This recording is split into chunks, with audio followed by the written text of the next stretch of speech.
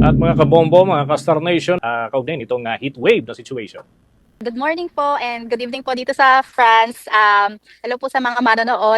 Yung kasalukuyang sitwasyon dyan sa inyong lugar sa gitna ho nitong nararanasang heat wave, mas matindi ba yung init, yung heat wave na nararanasan po ninyo dyan kumpara doon sa mga nakaraan, doon sa mga nakalipas ho na pagkakataon na meron na ding kahalintulad ng sitwasyon? Kung hahalin tulad po, mas matindi po yung heat wave ngayong taon kumpara sa nakaraan. Kasi po, nung nakaraang taon po, dumadaan lang po yung heat wave ng mga araw.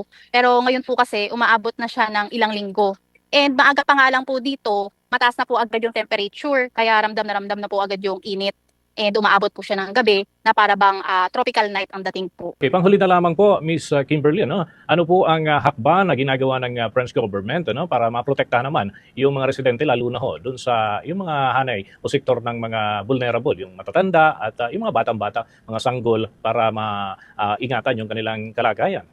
Tuloy pa rin po sila sa heatwave alert, sa mga health advisories na regular na nag-a-advise po na kailangan po talaga na uminom ng enough na water, dalasan ng pagligo, umiwas sa sikat ng araw. Nagpo-provide din po sila ng cooling center po kung saan pwedeng pumunta yung mga tao para magpalamig.